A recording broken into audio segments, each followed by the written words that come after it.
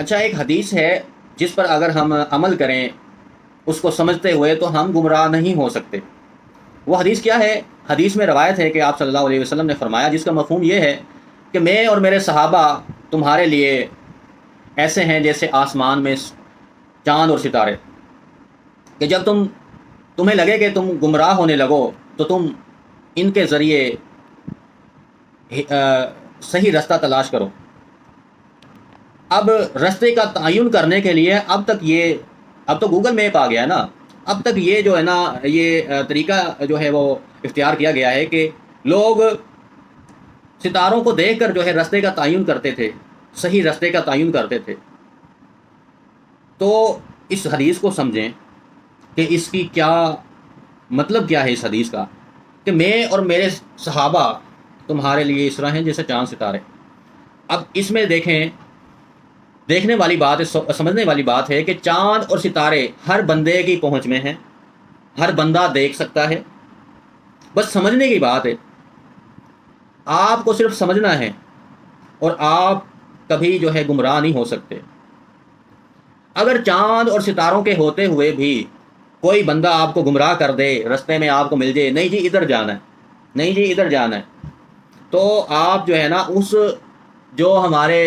پاس موجود ہے اس قدر بڑے لیول پر ہدایت کا ذریعہ جو رہنمائی کرتا ہے کہ صحیح سمت کیا ہے، اس کو چھوڑ کر آپ بندوں کو فالو کریں کہ اس نے یہ کہا دیا کہ ادھر جاؤ، اس نے کہہ دیا ادھر جاؤ، تو یہی تو گمراہی ہے۔ جو آپ لوگ کہتے ہیں جی اس بابے نے یہ کہہ دیا، اس بابے نے یہ کہا، اس کی یہ ہو گیا، وہ کرامت، وہ یہ واقعات، مجھے یہ بتائیں چیزوں کی ضرورت کیا ہے؟ جب اللہ کے نبی نے آپ کو حجت تمام کر دی، ہر پیغام پہنچا دیا اللہ کا، تمام احکامات بیان کر دیے، ان کی تشریح کر دی، ان کو اپنی سنت کے مطابق کر کے دکھا دیا کہ ایسے کرنا ہے، اور اس کے علاوہ احادیث میں آپ کے لیے تعلیمات ہیں کہ مزید اگر آپ کسی کنفیوژن کا شکار ہوں تو اللہ کے نبی اور ان کے صحابہ کی زندگی ہمارے لیے بہترین نمونہ ہے۔ اس کے بعد میں کہتا ہوں کہ کسی صحابی کے بعد اگر ہمیں فالو کرنا ہے تو ہم صحابیوں کو بھی فالو کر سکتے ہیں۔ اولیاء، اللہ کے ولی، یہ سب دیکھیں، اگر کوئی اللہ کا ولی ہے وہ قابل احترام ہے، اس کی تکریم کرنی چاہیے، اس کا احترام کرنا چاہیے، اس کی عزت کرنی چاہیے، اور عزت صرف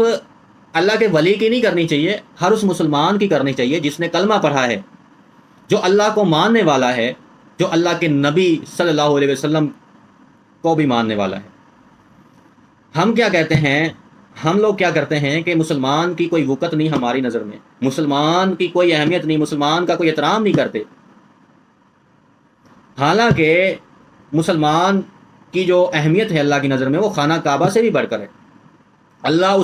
اس وقت تک قیامت برپا نہیں کرے گا جب تک ایک مسلمان بھی روئے زمین پر موجود ہوگا۔ اور آپ کیا کرتے ہیں کہ آپ ایک مسلمان کے اس قدر دشمن بن جاتے ہیں کہ اس پر جھوٹے الزامات لگاتے ہیں، اس پر تہمت لگاتے ہیں، اور وہ گناہ اس سے منسوب کرتے ہیں کہ جو اس نے کیے بھی نہ ہو۔ یہ سب سے بڑا ظلم ہے۔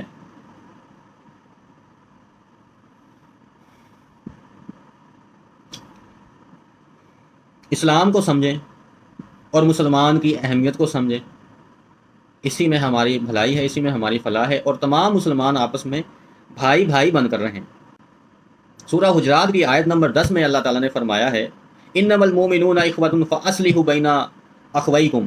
کہ تمام مسلمان آپس میں بھائی بھائی ہیں، بھائیوں کی طرح ہیں، اور اگر ان میں کہیں اختلاف ہو جائے، جھگڑا ہو جائے، لڑائی ہو جائے، فاصلحوا بین اخویکم، تو تم اپنے بھائیوں کے درمیان صلح کروا دو۔ ایسا نہیں کہا کہ تم تقسیم ہو کے ایک دوسرے کے خلاف لڑنے لگ جاؤ، میں اس کا سپورٹر، میں اس کا سپورٹر۔